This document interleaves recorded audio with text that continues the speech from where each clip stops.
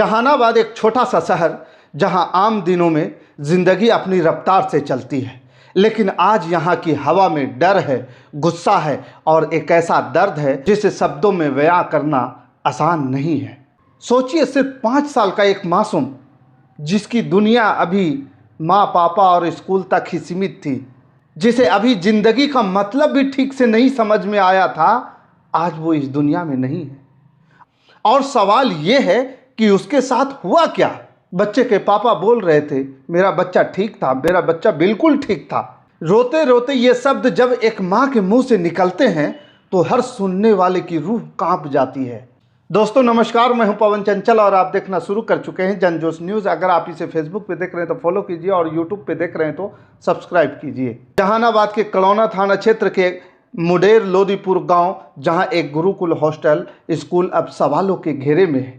एक पिता जिसने अपने बेटे को बेहतर भविष्य के लिए उसे घर से दूर हॉस्टल में भेजा, सोचा होगा मेरा बेटा पढ़ेगा, आगे बढ़ेगा, लेकिन सिर्फ 1 हफ्ते के अंदर उसे अपने बेटे की लाश देखने को मिलेगी। शायद ये उसने सपने में भी नहीं सोचा होगा।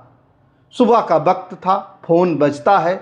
हेलो, आपके बच्चे की तबीयत खराब है, जल्दी आइए। बस इतना सुनते ही परिवार के पैरों तले जमीन खिसक गई। क्या हुआ मेरे बेटे को? बस इतना सुनते ही परिवार के पैरों तले जमीन खिसक गई। क्या हुआ मेरे बेटे को? कैसा है वो? लेकिन फोन के उस पार से कोई जवाब नहीं मिला। जब परिजन नर्सिंग होम पहुंचे तो वहां का नज़ारा कुछ और ही कहानी कह रहा था। डॉक्टर बोले, हमने इसे रेफ़र कर दिया है, पटना ले जाइए। लेकिन सवाल ये है कि अगर सिर्फ तबीयत खराब थी तो इतनी जल्दी हालात इतने ख़राब कैसे हो गई?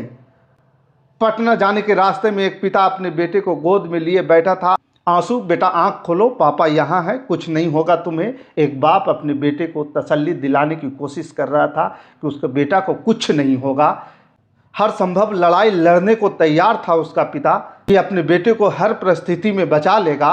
लेकिन उस मासूम ने शायद कुछ सुनना बंद कर दिया था।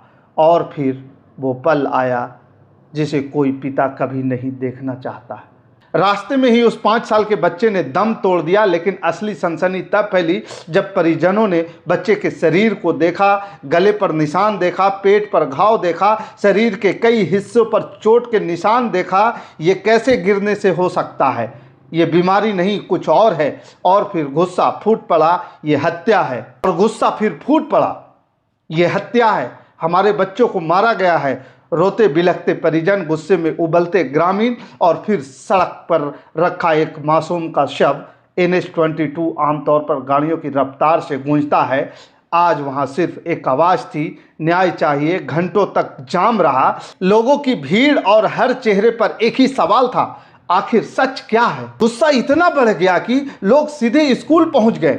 हॉस्टल के कमरे में टूटते दरवाजे, बिखरता सामान, हर चीज जैसे चीख चीख के कह रही थी यहाँ कुछ गलत हुआ है। उधर स्कूल प्रबंधक का ऐसा दावा कि बच्चा जो है गिर गया था, उसी से मौत हुई। लेकिन क्या एक साधारण गिरने से इतने घाव हो सकते हैं? यही वो सवाल हैं जो पूरे मामले को संदिग्ध बना रहा है। प्रशासन हरकत में आया और SDO, SDPO, पुलिस बल सब मौके पर पहुंचे, लोगों को समझाने की कोशिश की, शांत हो जाइए, जांच होगी।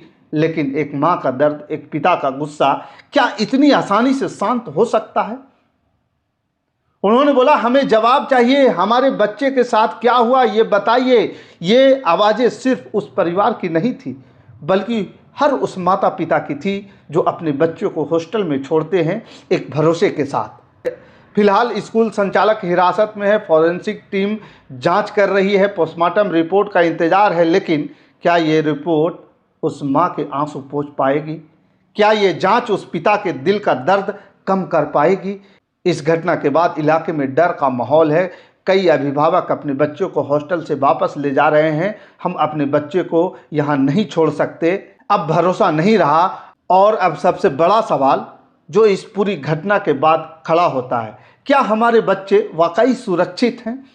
क्या वो स्कूल जहां हम अपने बच्चों का भविष्य सौंपते हैं वो सच में भरोसे के लायक है? एक 5 साल का बच्चा जिसने अभी ठीक से जिंदगी जीना भी शुरू नहीं किया था, आज वो सिर्फ एक खबर बनकर रह गया। लेकिन उसके पीछे छूट गया है एक टूटा हुआ परिवार, एक डरा हुआ समाज और कई अनसुलझे सवाल। आंसू को न्याय कब मिलेगा, सच कब सामने आएगा, ये सवाल अभी हवा में तैर रहे हैं। और जब तक इन सवालों का जवाब नहीं मिलते तब तक ये कहानी ख़त्म नहीं होगी, क्योंकि ये सिर्फ एक बच्चे की मौत नहीं है, ये भरोसे की मौत है, सिस्टम पर उठते सवाल हैं और एक ऐसी सच्चाई जिसे जानना बेहद ज़रूरी है। अब देखना ये है क्या जांच सच्चाई तक पहुंचेगी या फिर ये मामला भी किसी फाइल में दब कर रह जाएगा। लेकिन जहानाबाद की सड़कों पर अभी भी एक आवाज़ गूंज रही है और वो आवाज़ है, हमें न्याय चाहिए और वो भी अभी चाहिए। बाकी इस खबर के प्रति आपका क्या विचार है, आप हमें कमेंट कर ज़रूर बताइएगा। हमारे साथ बने रहने के लिए धन्यवाद। जय हिंद, जय भारत।